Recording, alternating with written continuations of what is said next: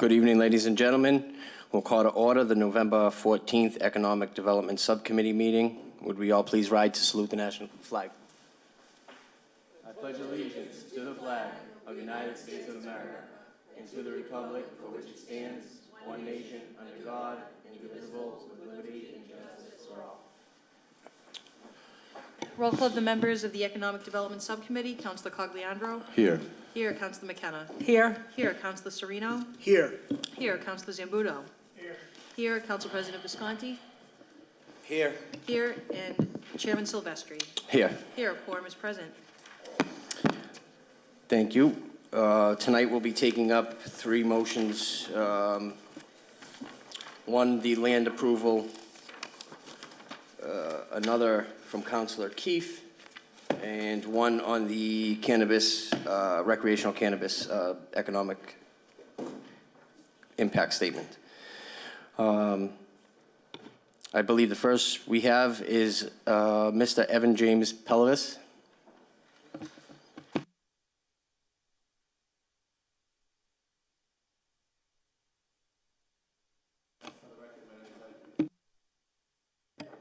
Gotcha. Good evening. For the record, my name is Evan Palavis. I represent Mr. Faragamo with proposed land donation to the city of Revere. And I went by personally. I took out the land. It seems like it's been cleaned since the last time you were in. As well, I spoke with the counselor of that ward, and the counselor is changing. And it looks like it would be an acceptable donation. Oh, thank you. What's the next process now here?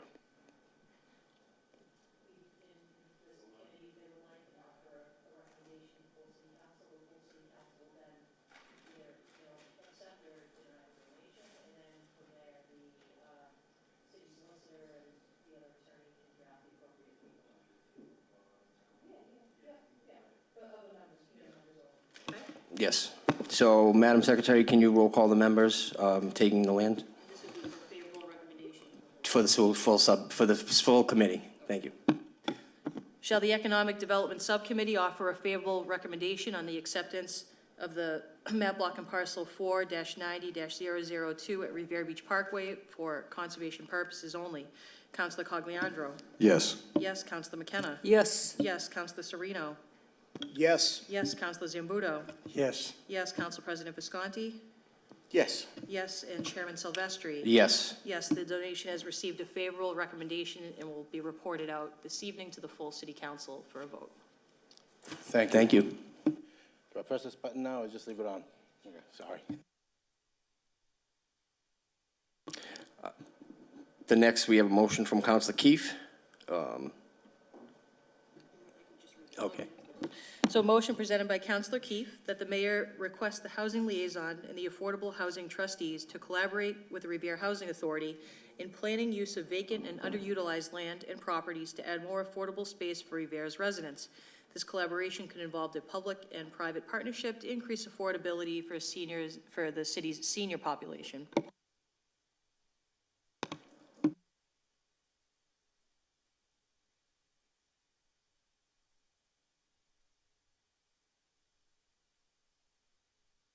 So, do we have any input from the council? Mr. Chairman. Councilor Keefe. Thank you very much.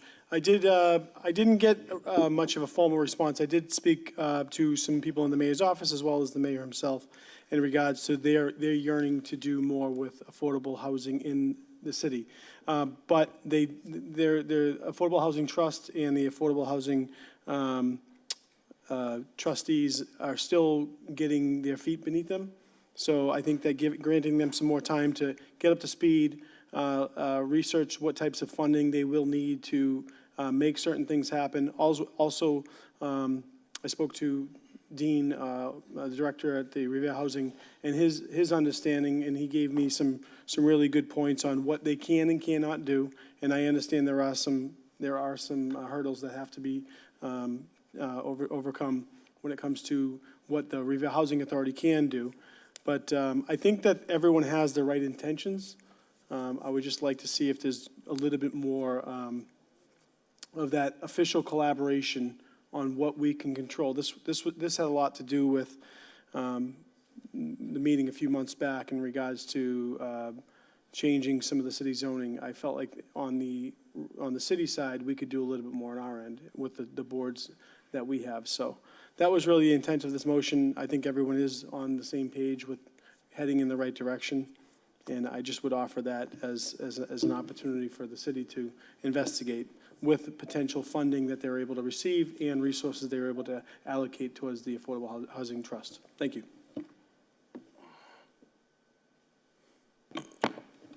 Council President Visconti.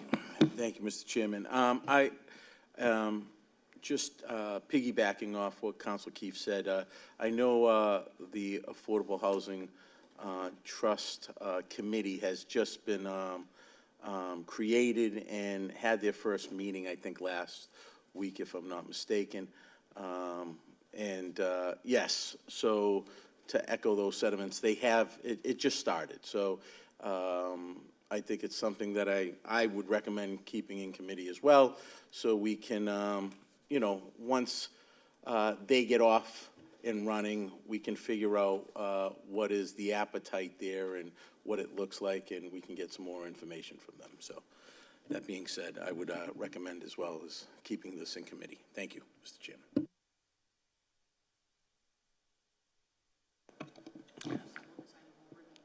Okay, so we've decided that this will remain in committee. And the last matter on tonight's agenda for the Economic Development Subcommittee is a motion by Councilor Silvestri that the City Council conduct a financial impact statement relative to medical and recreational marijuana within the City of Revere. Further, that this discussion be referred to the Economic Development Subcommittee. Thank you. And this here is just a little bit of information to bring to the council to get us up to speed on the impact or the lack thereof of the financial benefits from recreational and medical cannabis.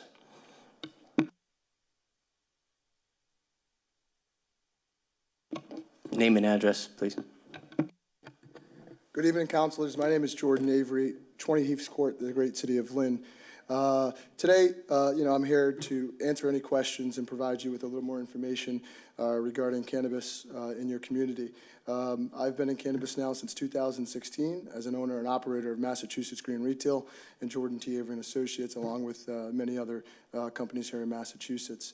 So Revere, obviously, back when the voter initiative was on the ballot, it failed. I would say that in 2016, a lot has changed since then. I think a lot of people feared back then that people were going to congregate order, out front, the crime was going to go up.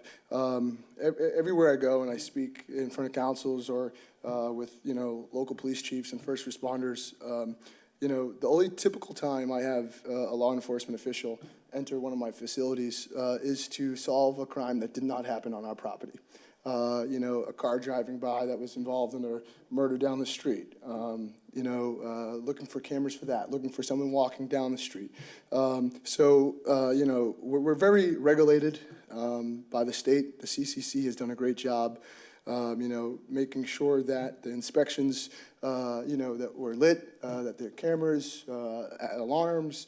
So as far as the security component, very, very, strict. But here in Revere, if you guys took the initiative and actually put this back out to the voters or decided to amend it, the cannabis suggests 20% of your liquor licenses and consumption licenses. So here, for a good example, in Revere, there are approximately about 4 adult use marijuana dispensaries. Cut that in half to 2. Right? And approximately, if you were to do that each year, you'll be bringing in about approximately, taking the numbers from surrounding areas and really working with that, you'll be looking at about 1.5 to 2 million a year. And that's a low ball figure. Not only that, I was met by a lawsuit by the town of Saugus when I was going for my license here in Lynn. Look at what Saugus just did, right? 2.5 years of me fighting a battle that we were later on successful. and I'm grateful and appreciative of that.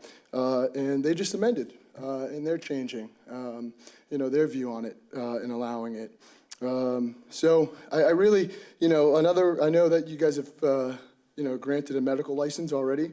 Note that there's no subject to tax for medical dispensaries, right? So adult use is where you'll generate your tax and generate, your impact for the community. For a good example, Chelsea, who has 3 recreational marijuana dispensaries, their zoning has met the setbacks by special permit. They're bringing in roughly 900,000. You look at Melrose with 1, same exact thing, setbacks with special permits, 600,000.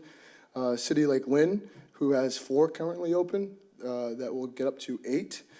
They've brought in 1.5 million. And the list goes on, and the facts and numbers are on the CCC website.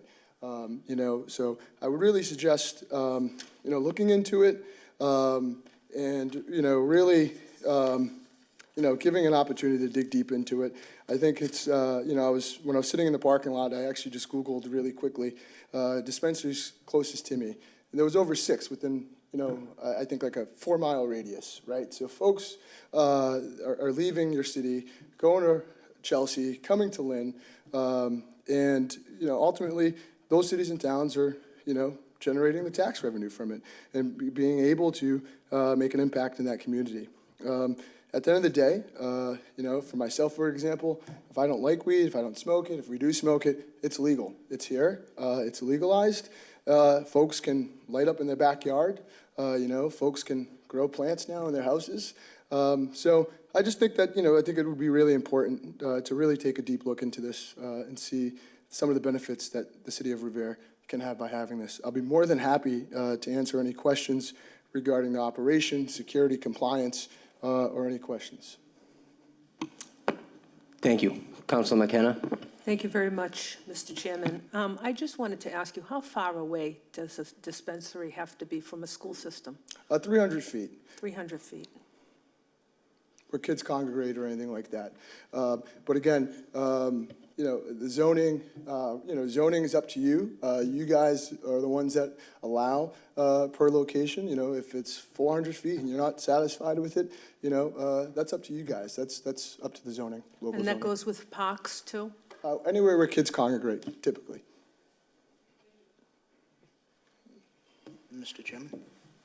Councilor Sereno? Thank you, Mr. Chairman. Mr. Chairman, do you know how much money, because I know the city of Revere, way before I was on the council, maybe in 2014 or 15, approved a medicinal marijuana license. In all these years, how much revenue has that medicinal marijuana dispensary brought into the city? Well, the issue behind that, one, the medical facility that we approved back before you and I were on the council has yet to open their doors. And another reason we wouldn't see, unless they decided to open up the recreational portion that I believe they are grandfathered in, the city does not receive any tax for medical marijuana. There is no tax that a city benefits from on medical marijuana. Thank you. If I can piggyback off that question, if you don't mind. Do we have any idea or any information on that person that is holding that license? I do. And if they have any intentions on opening, since that has already been that's already been voted on, accepted, has that, does anybody have any information on that? Councilor? Mr. Chairman, I do have some information, but I also have some questions for this gentleman. I toured the facility today down at Railroad Ave, or Street, whatever that is. It's quite an operation going on there right now, and there's like $1 million worth of drainage going in down there, and all kinds of other stuff in the facility itself. So I can't answer the question as to whether the proprietor will opt to have recreational marijuana. But if I was a betting man, I would say that anybody that's grandfathered in to recreational marijuana is certainly going to do it. And I would say they'll probably have both medical and recreational. Aside from that, the projected date is spring of this year for opening. Let me ask you a few questions. Who are you? I'm sorry, I didn't get your name. Maybe I didn't hear it correctly. Can I have your name and address again? Sure, Jordan Avery, 20 Heaths Court, the great city of Lynn. 20, I'm sorry, East Court? 20 Heaths Court, Heaths. Heat Court, Yep. okay. Thank you. And I appreciate you coming up and Yeah, and my offering your pleasure. opinion here tonight. And so you kind of glossed over the fact that we're going to overturn the will of the voters, or we're going to ask the voters to vote again. And I guess my question is, who's going to pay for that election? You know, I don't know that question. I would say that if you have a mayoral race, I think in next November or following, you know, that would be a possible good time to put that to ballot, you know, put that on the ballot. You know, I don't think you would need a special election for this question. So strategically, I would say, you know, do it during an election year. Yeah, to be honest with you, I haven't done the research as to what the requirement will be to do another election for something that was already voted down in this city. But I am concerned about the cost, but that is a good suggestion. If it's doable legally, then, you know, that would probably work. What do you know about the uprising? I don't know if that's a good word, uprising, but the extraordinary emergency ward visits now from recreational marijuana. Yeah, you know, personally, you know, I don't have the stats in front of me. Every community is different. You know, in Lynn, for a good example, you know, there's been a very small increase of medical responses from the fire department for cannabis-related products. You know, Dr. Umer, who is a board-certified physician in many states and who's an advocate for this, I think she says it well. You know, regardless, there's never been a death or overdose of marijuana. Right. So to answer your question, as far as the stats, as far as, you know, medical response and things like that, I would say it's not a huge impact, Yeah. to be honest with you, Councilor. Well, I only brought that up because I happened to see an interview of Dr. Savage last night, whose background, I don't know if you know anything about him, but his background is in that exact science. And he states that there's like 30 a day, and they are not minor emergency ward visits. They're mentally challenged individuals of what's happening to these people. Now, I grew up in the 60s, so I don't have to tell you that the marijuana in those days were like a joke. It was, you know, there was very little THC in there. And I wouldn't dare smoke a joint today, okay? Because I know I'd be one of those statistics in the emergency room. But, you know, it is, he calls it lethal marijuana. And I'm not going to go that far, but it's lethal to somebody that can't handle it, I'm sure. And that's why, you know, there's these 30 visits a day to the emergency ward, and some of them are very, very serious. It has very little to do with what we're talking about. Yeah, no, look, I don't disagree. I just wanted to bring that up because I happened to see that last night. I was saying, what the? Yeah. You know, because here, I'll be honest with you, I was not for recreational marijuana. Maybe because I'm a former hippie or whatever, you know. I grew up in an era where a lot of kids started out in marijuana, ended up going down the wrong road. But I didn't realize that the potency of this stuff is so much more extraordinarily stronger than what was available before. Anyways, I don't have anything. Just to add on that really quickly, if you can, you know, I didn't bring up, but, you know, Massachusetts has very consumer-friendly regulations that most states don't have as far as testing. And here in Massachusetts, it's a very, like I had mentioned, a very consumer-friendly testing. All the product is independently lab tested by independent labs here in Massachusetts with very, very strict regulations as far as parasites, mold, THC percentages and things like that. So just to add to that, I mean, I get where you're going, I understand. Yeah. There's a lot of, I mean, some people, it's not for everybody. Yeah, But, listen, yeah. I was against recreational marijuana when it came out. I'm probably going to be against it again. That's no secret. But I just want to make sure everybody will have all the facts on the table. Absolutely. Before they're asked to vote again. Absolutely. And thank you very much for your time. I appreciate your expertise. My pleasure, thank you. Thank you, Mr. Chairman. Thank you, Counselor. And that's a big reason I wanted to get this done and have Mr. Avery come up is to get some more information out to the residents and out to us as a council. Counselor McKenna. Thank you, Mr. Chairman. I just want to add some insight to that information about Railroad Ave.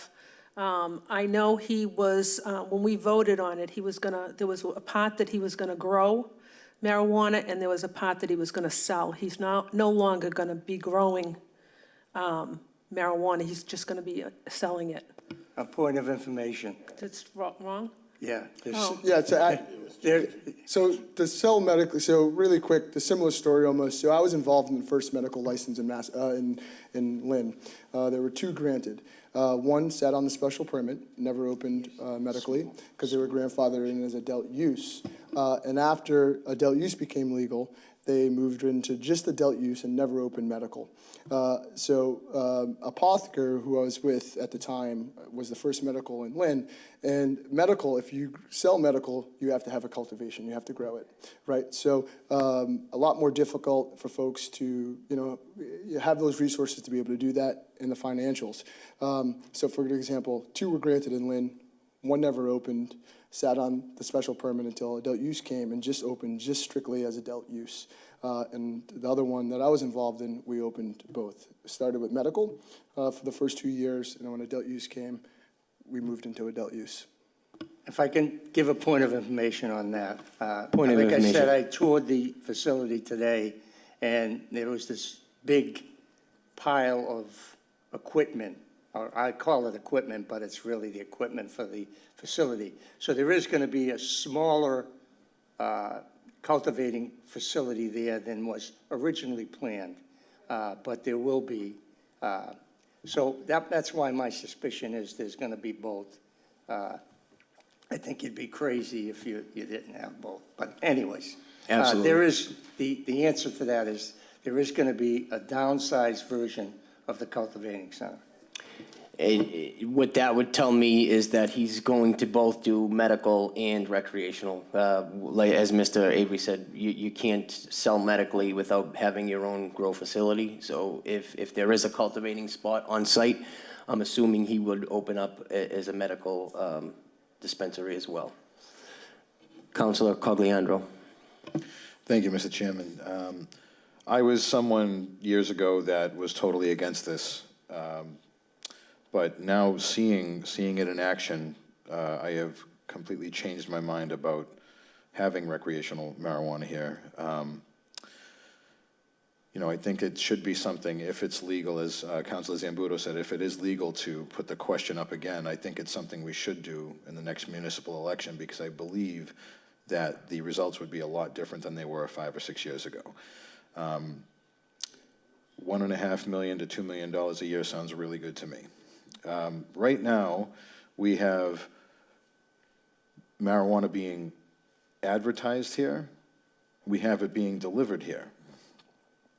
So it's already here. Why not reap the benefits of it? And I know that we have a license already, and that someone's doing, they're going to be doing medicinal and recreational, but why can't we have more than one? And that's the issue. So this for me is about tax revenue. The only, I know that there've been some talk about, an uptick in emergency room cases, but, at the end of the day, the only negative side to this is not having it. So that's my 2 cents. Thank you. Thank you, Councilor. Councilor Visconti. Thank you, Mr. Chairman. A couple questions. You said you currently own Yeah, I'm the owner and operator of Massachusetts Green Retail. I've been involved in several others, but Mass Green Retail, we're set to actually open next month. We were met with that lawsuit for 2.5 years. So, And how many facilities do you have currently open? currently open for Mass Green Retail, Yeah. 0. Oh, okay. But other ones that I've been involved in, we're up to 3 dispensaries, which is the max per entity, and I've worked with many entities here in Massachusetts. And you being in the business probably know the projected revenue for the company. You know, what does that for one company, let's say you're having one dispensary, what would that generate in terms of revenue for a company like yourself? Yeah, so, to be honest with you, we're expecting, we're right on the Saugasland line, Boston Street. We're looking anywhere and hoping for, let's say low numbers of 5 to 7 million a year. Depending on location and depending on, obviously, Lynn will have 8 dispensaries, adult use. So I would say like a city like Revere, if you only had 1 or 2, I think your projections are going to be double as mine. You're going to be looking at, 14, 22. There's some ones that get up there. Honestly, but Counselor, to your point, it's there. The money's there. No, thank you. Councilor Visconti, just to bring some other information on that as well. I spoke to a dispensary in Dracut. They bring in $25,000 to $30,000 a day, $1.4 to $1.6 million a month. To put it in a green scheme of things, the biggest crop in Massachusetts, I know we're not no big agricultural power, but was cranberries. This year, it surpassed cranberries by $300 million. Councilor Sereno. Thank you, Mr. Chairman. Mr. Chairman, perhaps through you to the clerk, there's been some conversation tonight about, or just words exchanged about possibly putting this on the ballot next year in the city again, having a referendum on, recreational marijuana. What is the process on that? Because if I remember correctly, earlier this summer, a group, wanted the council to put something on the ballot, and we couldn't do that, or we weren't doing that. And I would assume we would, hold true to that. And if a group wanted to see recreational marijuana on the ballot, that they would go out, collect the signatures, follow the process, just as we had kind of told other folks in the past. So just a clarification on that. Thank you. Yeah, absolutely, Councilor. And this is in no way, shape for heading to a ballot question. This is just a informational piece. Does any other councilors have any other questions? Letters, can she answer the question? I can actually shed some light on Councilor Sereno's question. Oh, so, So, Madam Chair. But the clerk is far more qualified than I, so if you would like to. I would actually have to defer to the city solicitor, Paul Capizzi, on that, as well as Paul Fahey. That type of question that was talked about before over the summer was regarding a non-binding public advisory opinion, and I believe there is a different procedure for a binding referendum question, so I would have to defer to the city solicitor on that. Okay? Mr. Chairman, and if I may, the petition that was before us was, it wasn't denied, it was just, it was canceled essentially because it wasn't in the form of a question. So you can either get 10% of the registered voters for a non-binding question, you can get 10 registered voters to sign a petition and then come before the council and we approve it, or the council can approve it. And that's for non-binding, but just to answer your question. That's it.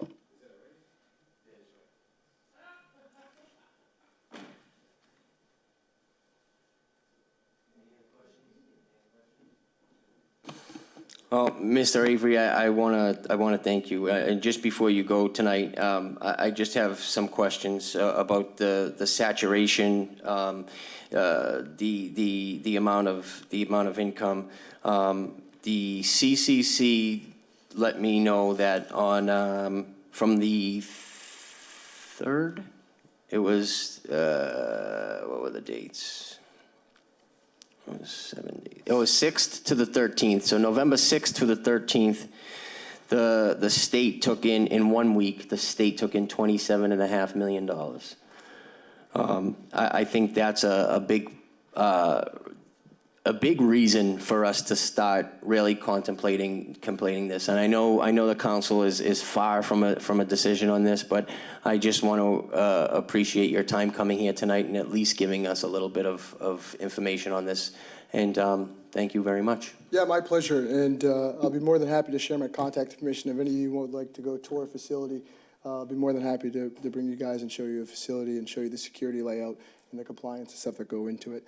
Thanks again, and always here if you need any questions. Good luck. Take care. And that will close tonight's Economic Development Subcommittee meeting.